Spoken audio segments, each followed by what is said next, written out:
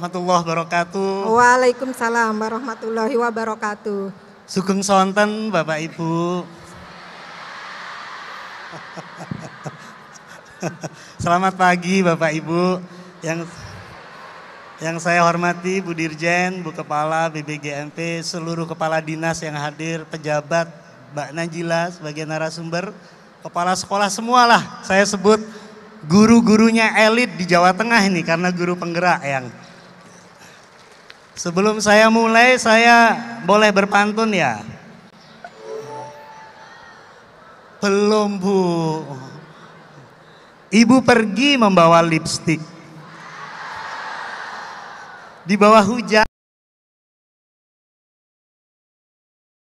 tangi sampah plastik agar lingkungan semakin cantik. Via Valen Elvi Sukaisih. Cukup sekian, terima kasih. Udah selesai Mbak. Singkat ya Pak. Baik Bapak Ibu. Hari-hari ini kita mengalami sebuah krisis yang disebut dengan krisis lingkungan atau iklim. Beberapa hari ini saya mengalami cuaca yang sangat panas sekali. Kalau kita bayangkan, cuaca panas ini ada yang mengatakan bahwa sudah terjadi kenaikan sekitar 1,5 derajat Celcius suhu bumi ini yang mengakibatkan gunung gletser yang ada di kutub utara itu sudah mulai mencair. Dan ketika mencair, banyak bakteri yang tertanam di dalamnya itu mengalir ke lautan hingga daratan hingga ke rumah, maka jangan kaget kalau akan ada banyak penyakit yang ada di bumi ini. Belum lagi Bapak Ibu, air sekarang mulai kekurangan sehingga produksi pangan mulai terbatas dan banyak yang mengatakan bahwa sumber bahan pangan kita ternyata tidak mampu memberikan makan kepada 8 miliar manusia yang ada di planet. Tapi saya tidak akan ngomong tentang krisis lingkungan ini. Saya percaya ada satu krisis besar yang mungkin tidak kita sadari, tetapi ada di sekeliling kita yang disebut dengan krisis sumber daya manusia. Apa krisis ini? Ketika manusia tidak pernah menemukan potensi, passion, dan talentanya sendiri sehingga mereka mencintai pekerjaannya. Aku kurang ngerti itu sorak sore nyorai aku apa nyorai sopo. Ketika kita tidak mencintai pekerjaan kita, maka mungkin kita bekerja selama 1 jam rasanya seperti 1 hari. Sehingga kita ingin cepat-cepat pulang, dan kalau kita bekerja cepat-cepat ada weekend Bapak Ibu. Jadi kalau bisa hari Senin, bisa cepat-cepat ada hari Sabtu. Ini awal mula krisis sumber daya manusia itu terjadi. Tapi saya juga menemui sedikit orang yang sangat mencintai pekerjaannya, sehingga ketika mereka bekerja 1 jam seperti 5 menit. Para seniman, saya punya istri dosen psikologi, itu kalau sudah ngajar 3 jam mahasiswanya tidak terasa. Tapi saya juga punya teman dosen yang baru mengajar 5 menit mahasiswanya sudah ngantuk.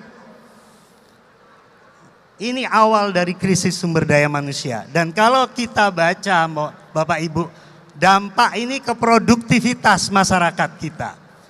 Kalau diukur dari ICOR, Incremental Capital Output Ratio kita, mohon maaf saya ngomong sedikit ini, untuk membuat 1 unit layanan jasa atau barang, masyarakat kita butuh 6,5 hingga 7 unit angka. Di Vietnam Bapak Ibu, untuk menciptakan 1 unit itu hanya butuh 3,5 hingga 4 unit. Sehingga kalau investor itu mau datang ke Vietnam atau Indonesia, kira-kira milih yang mana? Milih yang paling irit, yang biayanya 3,5 hingga 4. Sehingga dampaknya investasi di kita saat ini tertinggal dengan Vietnam. Sebelum saya masuk ke situ, saya baru baca di Biro Pusat Statistik BPS yang mengatakan bahwa jumlah karakteristik milenial ini ya, bukan kolonial kayak saya dan Bapak Ibu yang ada di depan ini kayaknya agak semi kolonial. Kalau yang guru-guru tadi yang itu milenial tuh. 87% lulusan SD hingga SMA. Yang lulusan S1 hanya 10%. Kalau seperti ini pumpung ada Bapak Ibu pejabat. Kira-kira yang akan terjadi 10 tahun ke depan, bonus demografi ataukah bencana demografi? Nah, kalau saya kemudian melihat ini, saya kemudian teringat 5 tahun yang lalu saya diundang ke Swedia mewakili UGM. Ada UGM, ada UI, ada ITB diundang di sana. Saya diminta untuk bicara namanya STEM, Science, Technology, Engineering, Mathematics, and Arts, seni. Saya tidak akan ngomong saya ngomong apa di situ. Tapi saya ketemu dengan 2 orang duta besar dari negara berkembang. Yang satu duta besar Indonesia, yang satu duta besar Vietnam. Nah, saya jadi ingat Vietnam. Ketika saya tanya gini, Bapak Ibu, Mr., Mrs., I want to ask you, saya mau nanya kamu, kira-kira apa yang akan kamu lakukan untuk meningkatkan kualitas manusia bangsamu, khususnya pendidikan yang menjadi penopang manusiamu. Duta besar yang Indonesia menjawab bahwa kami di Indonesia sudah buat berbagai macam program pendidikan. Ada kurikulum 2013 waktu itu. Waktu itu Mas Nadiem, Mas Menteri belum jadi menteri. Ada kurikulum 2013 yang baru untuk menyiapkan masa depan abad 21. Ada tunjangan sertifikasi guru sehingga kalau kesejahteraan guru itu meningkat, maka bayangannya kualitas pendidikan akan meningkat. Ada banyak program yang kita lakukan, kata Duta Besar Indonesia ini. Apa jawaban Duta Besar Vietnam ini? Kami sadar berbagai macam program itu penting, tapi itu tidak cukup. Yang paling penting menurut kami adalah membangun manusianya, membangun gurunya, karena menurut mereka penentu kesuksesan sekolah adalah gurunya. Duta besar itu bilang, meskipun kurikulum kami baru, kalau cara pandang gurunya lama, cara bertindak gurunya lama, cara merasa gurunya lama, maka budaya pendidikan kita akan terjebak pada cara-cara yang lama. Maka Vietnam memilih fokus untuk mengembangkan profesi dan martabat guru-gurunya. Ini beda nada ya. Yang satu seolah-olah program itu akan menciptakan kualitas, yang satu manusianya dulu sehingga bisa menciptakan kualitas. Nah, saya sekarang ingin menyampaikan, W. Ricks mengatakan ada namanya masyarakat prismatik, terjebak negara-negara berkembang di masyarakat prismatik. Ada prisma, kemudian ada sinar. Ini guru IPA ada nggak guru IPA di sini? Ada ya? Ada sinar masuk, ada prisma, lalu sinar itu akan diuraikan ke banyak sinar. Negara modern, negara maju, itu akan memunculkan banyak sinar. Prisma itu adalah budaya masyarakatnya. Sinar itu adalah tradisi lama. Kalau katanya W. Ricks, masyarakat di prismatik itu, cara pandang masyarakatnya masih lama, cara bertindaknya masih lama, maka sinar itu tidak terurai. Sinar itu akan terkunci di prismanya sehingga tidak terjadi apa-apa. Sehingga tampak kita banyak program-program baru tetapi sifatnya formalisme dan administrasi baru. Ini udah mulai agak panas kalau udah begini ya. Karena saya biasa orasi, mohon maaf agak panas nih sudah mulai. Nah, kita tidak ingin itu terjadi. Makanya saya ingin menyampaikan kepada Bapak Ibu Guru, ini inti, saya akan masuk ke intinya. Bagaimana kita keluar dari persoalan ini, dari persoalan keterjebakan masyarakat prismatik ini. Sayangnya budaya pendidikan kita masih terjebak pada ini. Saya tidak mengatakan program, budaya pendidikan. Ada 3 kodrat dasar yang dimiliki oleh manusia sehingga mereka bisa berkembang secara pesat. Yang sayangnya budaya pendidikan kita terkadang malah bertentangan dengan kodrat dasar ini. Kodrat dasar yang pertama, bahwa manusia itu dilahirkan dengan berbeda dan beragam.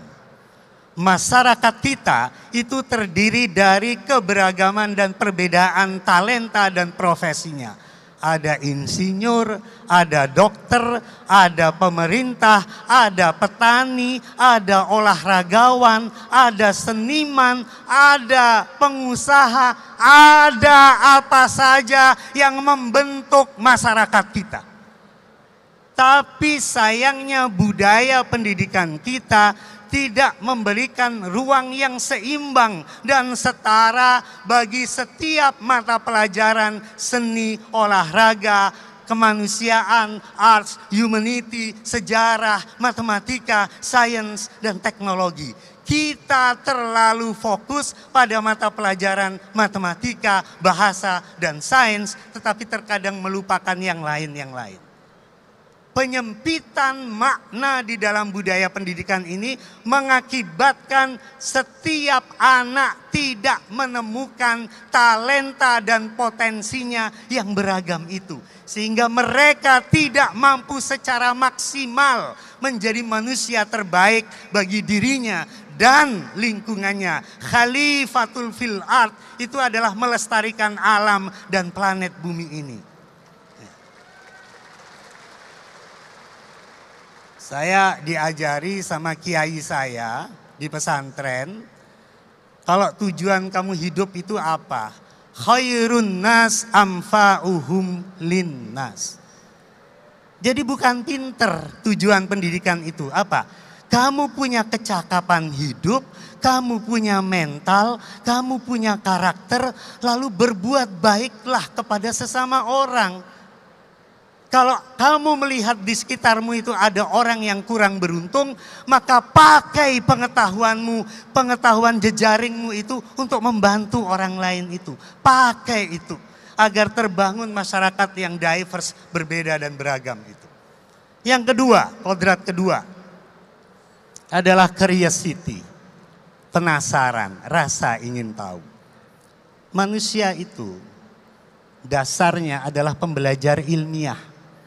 Ketika bayi kita melihat sesuatu, pasti dimut sama bayi itu. Kalau nggak suka, dilepeh, dibuang. Kalau suka, kalau sakit dia nangis.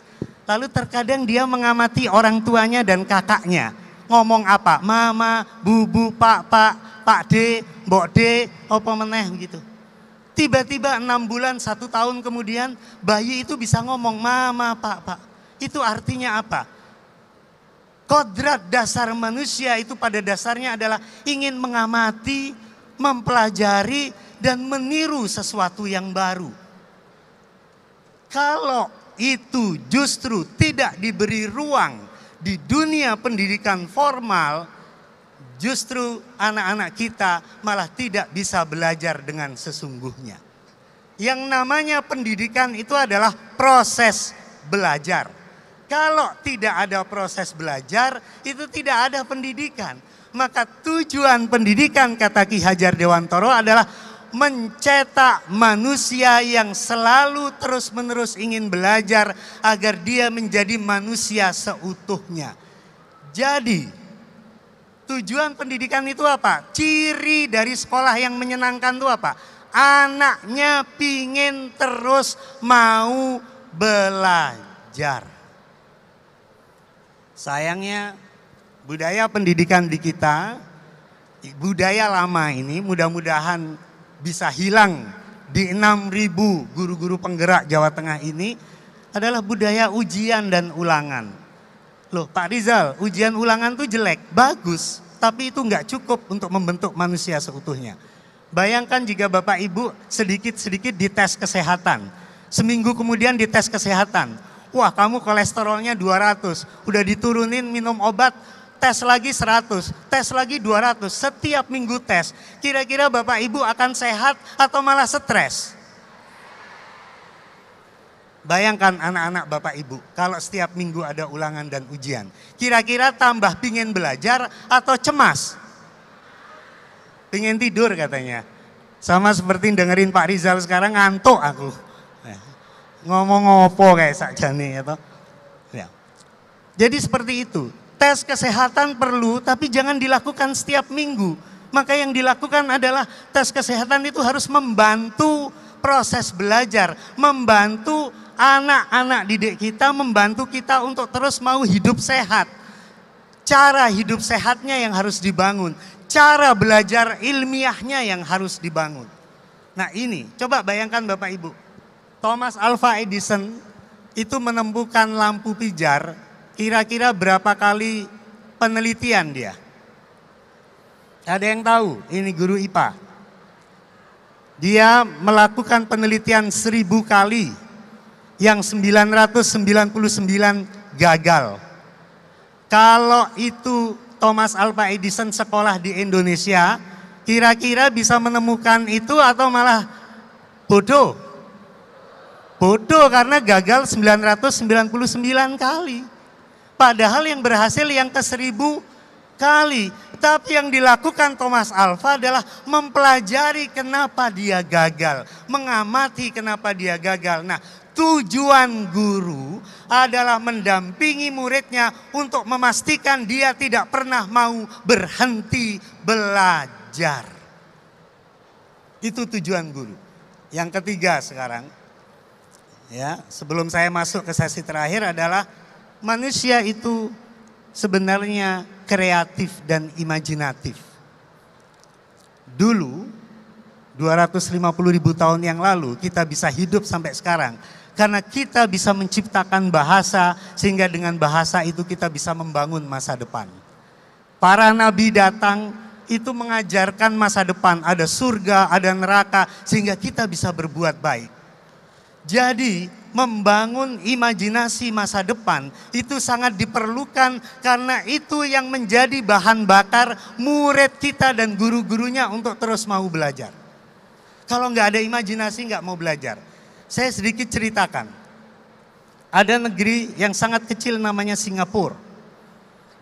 Pada saat itu Singapura itu seperti negara yang sangat kumuh miskin. Tahun 70-an. Lalu ada datang seorang lulusan Oxford University dari Fakultas Hukum. Dia memilih ada di Singapura daripada bekerja di Inggris. Dia kaget melihat masyarakatnya masih kumuh dan kotor. Dia ingin mengubah masyarakatnya. Kalau misalnya Bapak Ibu guru ingin mengubah anaknya jadi keriis, apa yang dilakukan? Yang dilakukan oleh Lee Kuan Yew, dia datang ke negeri yang sama kecilnya, yaitu Swiss. Dia potret, dia foto budaya antrinya penduduk Swiss. Dia potret kebersihannya, dia potret keindahannya, dia potret perilaku masyarakat Swiss. Lalu dia jadikan postcard potret itu, lalu dia bawa kepada rakyatnya, lalu dia tanya ke rakyatnya, kamu mau enggak negerimu ini menjadi seperti Swiss? Menjadi antri, menjadi orang yang bersih, menjadi orang yang disiplin, mau belajar, kamu mau enggak? Dengan postcard itu membuat rakyat Singapura bergerak bersama, menciptakan momentum untuk membuat perubahan.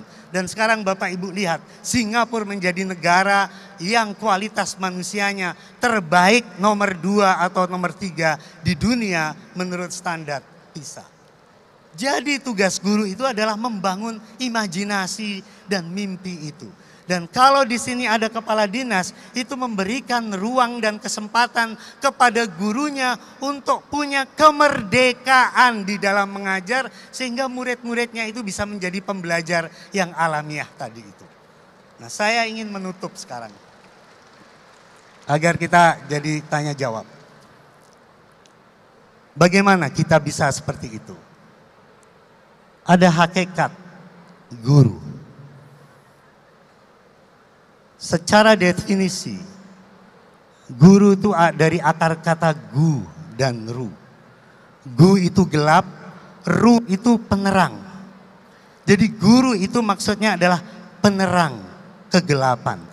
Kegelapan dalam arti ini adalah kebodohan, kemiskinan, ketertindasan, ketidakadilan, itu adalah kegelapan. Seperti perannya para nabi-nabi dahulu.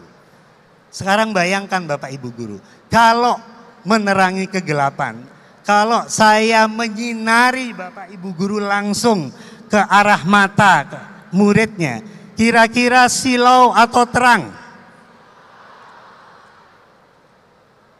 Saya tuh disorot nih lampu gini. Saya merasa silau, nggak ngelihat apa-apa. Terang tetapi nggak melihat apa-apa. Esensinya nggak melihat apa-apa. Jadi kalau guru itu tiap hari tugasnya hanya mengisi pengetahuan, menyampaikan materi. Jangan-jangan anak kita justru cemas dan silau. Bukan mengalami penerangan, keindahan, kreativitas tadi itu. Maka tugas guru itu sebenarnya sudah diajarkan di kitab suci. Ada 3 tugas guru itu. Yang satu adalah menginspirasi. Makanya Bapak Ibu lihat di kitab-kitab suci semua agama. Hampir 70% lebih isinya adalah storytelling, sejarah. Karena dengan sejarah setiap orang yang membacanya akan bisa memaknai dan merefleksi di dalam dirinya itu. Oh, saya mau nggak ya jadi orang seperti ini? Atau saya jadi seperti itu? Maka tugas guru datang itu menjadi role model bagi anaknya. Kalau Bapak Ibu Guru anaknya pingin belajar dan membaca, maka yang pertama kali dilakukan oleh guru adalah membaca pertama kali di depan murid-muridnya. Tidak menyuruh tapi membaca. Nabi Allah itu nggak akan mungkin bisa mengajak umatnya kalau dia tidak menjadi suri tauladan bagi umatnya itu. Tugas yang kedua guru adalah memberi ruang keberanian, kepercayaan bagi muridnya untuk terus mau belajar, menerima, mencapai pencapaian engine of achievement dari curiosity itu. Dan tugas yang ketiga bagi guru adalah membangun mimpi dan imajinasi. Karena yang namanya growth mindset atau disiplin yang kuat untuk jangka panjang itu hanya terjadi jika anak-anaknya menemukan talentanya, passionnya, dan tujuan moral hidupnya itu, maka dia akan menjadi versi terbaiknya. Ketika gurunya dan muridnya punya tujuan moral di dalam mengajar dan belajar, maka dia akan disiplin dengan dirinya. Maka ciri sekolah menyenangkan itu, cirinya adalah berdisiplin tanpa harus ditakut-takuti. Belajar tanpa harus dipaksa, berprestasi tanpa harus merasa tertekan. Nah, saya akan menutup apa yang saya sampaikan ini. Saya senang dengan judulnya adalah pembelajaran yang berpusat pada siswa atau pendidikan pembelajaran yang memanusiakan siswa. Ada adagium yang mengatakan demikian. Kamu tidak akan bisa mengajar sesuatu yang baru jika kamu belum pernah mengalaminya sendiri. Maka sebelum Bapak Ibu yang saya yakin sudah dididik dengan modul-modul terbaik di pelatihan guru penggerak ini, tidak sulit untuk memanusiakan siswanya jika Anda semua belum pernah merasa dimanusiakan oleh sekitarnya.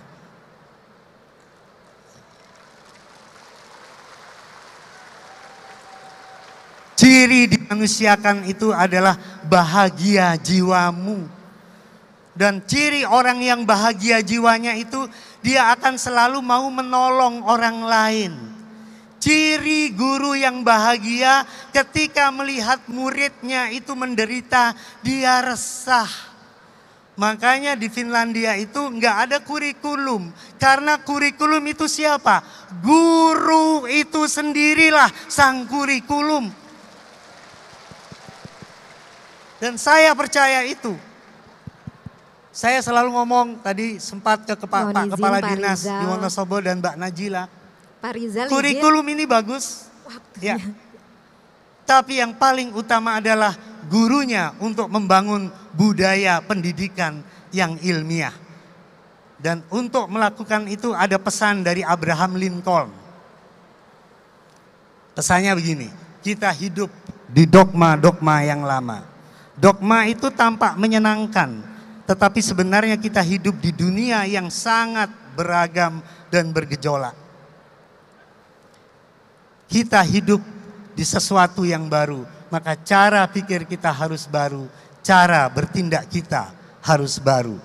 Maka agar kita bisa seperti itu, merdekakanlah pikiran dan dirimu dari dogma-dogma lama itu. Baru kamu bisa membantu orang lain dan negaramu. Terima kasih. Allahul muwaffiq ila aqwamit thoriq. Assalamualaikum warahmatullahi wabarakatuh. Waalaikumsalam warahmatullahi wabarakatuh.